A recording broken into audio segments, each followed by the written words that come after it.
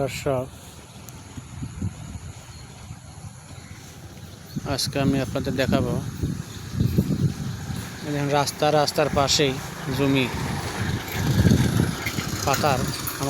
আমাদের আঞ্চলিক ভাষায় এখানে এটাকে পাতার বলে, বা কোথাও কোনো কোনো এলাকায় খ্যাত বলে, বা কোনো কোনো এলাকায় নাল বলে। তো যে দেশের যে ভাষা, আমাদের উত্তর অঞ্চলে এটাকে পাতার বলা হয়। দেখেন, এখানে এক পাতারের শেষ পর্যায়ে এসে একটা জায়গা আছে এবং তারপরে নদী। এই দেখেন, আমাদের এলাকায় বড় কোনো নদী নাই, এটাই সবথেকে বড় নদী। এই দেখেন, নদীর পাড়ে রিং দেওয়া আছে, মোটা রিং দেওয়া আছে, এবং এই রিং বেয়ে আশেপাশে আমাদের এলাকার 10 গ্রামের পানি এই রিং বেয়ে এই নদীতে নামতে হবে। যেহেতু এখন পাতারে পানি নাই, সেহেতু পানি শুকিয়ে গেছে, এবং সাধারণ যে কোনো একটা মাছ, ব্যাঙ, কেঁচো, যে কোনো কিছু যেতে গেলে এই রিং দিয়ে যেতে হবে। দেখেন, এখানে স্থানীয় লোকজন এই রিংয়ের মাথায় নেট লাগায় রাখছে, এবং মানে কি আশ্চর্যটা বিষয়, নেটটা ফেলা রাখছে, কোনো কিছুই করাই লাগে না। জাস্ট কোনো এক সময়, দিনের কোনো এক সময় এসে শুধু নেটটাকে খুলে একটু ঝাড়া দিলেই ওই নেটের ভিতরে মাছ পাওয়া যায়। প্রচুর মাছ চাকের ভিতরে। একটা পরিবার অনায়াসে এই মাছ দিয়ে চলতে পারে। দেখেন, পানি একেবারেই নাই, পানি শুকিয়ে গেছে। এই যার জন্য পানি আস্তে আস্তে চুরচুর করে যাইতেছে। পানি নাই বললেই চলে। যার জন্য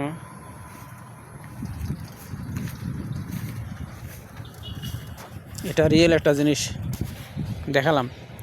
এই নদীর পার, এই নদী ছোট নদী, কোনো এলাকায় এটাকে খাল বলে, কিন্তু আমরা তো আসলে আমাদের এদিকে বড় নদী নাই, যার জন্য আমরা এটাকেই নদী বলি।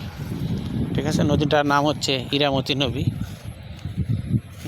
এই পাতারের আশেপাশে পিছনের যত গ্রাম আছে, আশেপাশে ধরেন 10 গ্রাম, কমপক্ষে 10 গ্রামের পানি আপনার এই পাতার বেয়ে আস্তে আস্তে আস্তে আস্তে শেষ পর্যায়ে হচ্ছে এই নদীতে নামবে।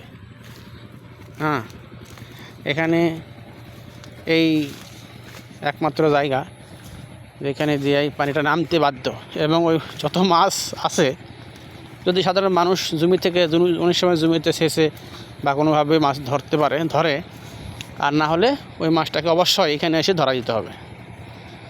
ঠিক আছে, এবং এই রিংয়ের মাথায় যে নেটটা বাঁধবে, বা যার রিংয়ের মুখে যার জমি, সেই এটার মূলত মালিক, যার জন্য সে এখানকার এই মাছটা খেতে পারে।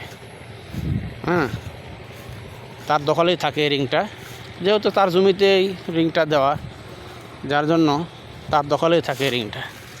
দেখেন, নদীর পানিও কমে গেছে। আবার একদিন একটু বৃষ্টি হলে দেখবেন যে 2-3 ঘন্টার মধ্যে নদীটা ভরাট হয়ে গেছে। আবার 2-3 দিন বৃষ্টি না হলে দেখবেন যে নদীটা আবার শুকিয়ে গেছে, জোয়ার ভাটার মতো। সেই দিক থেকে আমরা আলহামদুলিল্লাহ ভাগ্যবান যে আমাদের এখানে বড় রকমের কোনো বন্যা হয় না। আবার এক নাগারে বেশি দিন বৃষ্টি হলেও বন্যার মতো হয়ে যায়, কিন্তু আবার সেটা শুকিয়েও যায়। এই দেখেন, আর একটা দেখালাম, এই জমিটা আমাদের লাস্ট। এই দেখেন, এখানে রিং দেওয়া আছে। অনেক ক্ষতি হয় আমাদের জমিতে, সেরকম ধান হয় না। এই পাতারের সর্বশেষ জমি আমাদের এটা, প্রায় 1 বিঘার মতো জমিটা পরিমাণ। দেখেন, জমিতে ধান এখন পর্যন্ত, জমিটা অবশ্য আমরা একজনের কাছে বর্গা দিয়ে রাখছি, এখন পর্যন্ত কিছু হালে বানানো হয় নাই। সে ধান লাগাবে কোনো সময়। আমরা দেখতে পাচ্ছি সামনে একটা পাওয়ার টিলার হাল চাষ করতেছে, ওটা দিয়ে সম্ভবত আস্তে আস্তে আস্তে এদিকে এসে চাষ করবে। তো 1 ফোঁটা পানি নামতে গেলে অবশ্যই রিং দ্বারা নামতে হবে। এখানে পাশাপাশি 2টা রিং আছে, 2টা জমিতে। তো এই রিংটা আমাদের দখলে।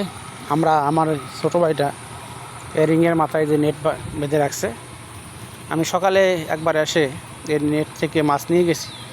তাও প্রায় আধা কেজির মতো মাছ পাইছিলাম। আধা কেজি মাছ হলে একটা পরিবার একদিন অনায়াসে চলতে পারে। ঠিক আছে। তা আমি মনে করি একদিকে লস আবার একদিকে লাভও আছে, বা একটা গর্বেরও বিষয় যে আশেপাশে 10 গ্রামের পানি আমাদের এই নিজেদের জায়গার উপর দিয়েই জমি দিয়েই নদীতে নামে। এখানে দেখেন আমাদের জমিটার ধানের প্রচুর ক্ষতি হয়। এখানে গত বছর মানুষ হিংসাত্মকভাবে এই নদীর পাড়টাকে কেটে দেয়, ঠিক আছে, নদীর পাড়টাকে কেটে দেয়, দেওয়ার জন্য আমাদের অনেক ক্ষতি হয়েছে।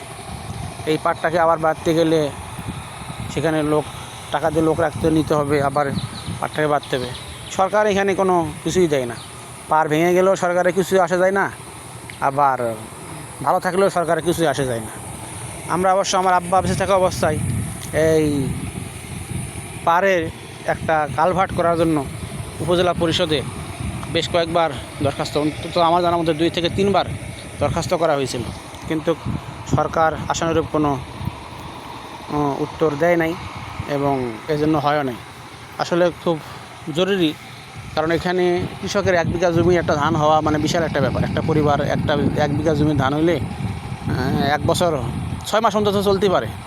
সেখানে আমাদের জমি জমা একটু কম, তার মধ্যেও যদি 1 বিঘা জমি সম পরিমাণ একটা জমির যদি ধান না হয়, তাহলে আমাদের আসলে অনেক সমস্যাই হয় দিন শেষে। এটা তো আসলে সরকার বোঝার চেষ্টা করে না। যদি আমার এই ভিডিওটা কখনো কোনো সরকারি কোনো প্রশাসনের কারো নজরে আসে, যদি উদ্যোগ নেই, এটা বগুড়া জেলারই একটা অংশ।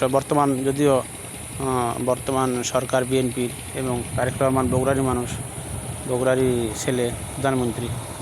যদি আমাদের এখানে একটা কালভার্টের ব্যবস্থা করে দেয়, তাহলে আমরা অবশ্যই উপকৃত হব, পারিবারিকভাবে উপকৃত হব এবং এলাকার কৃষকরাও উপকৃত হব। কারণ যে সময় প্রচুর পানি থাকে তখন এই রিং দিয়ে পর্যাপ্ত পানি নামে না, যার জন্য তারা করে কি, এই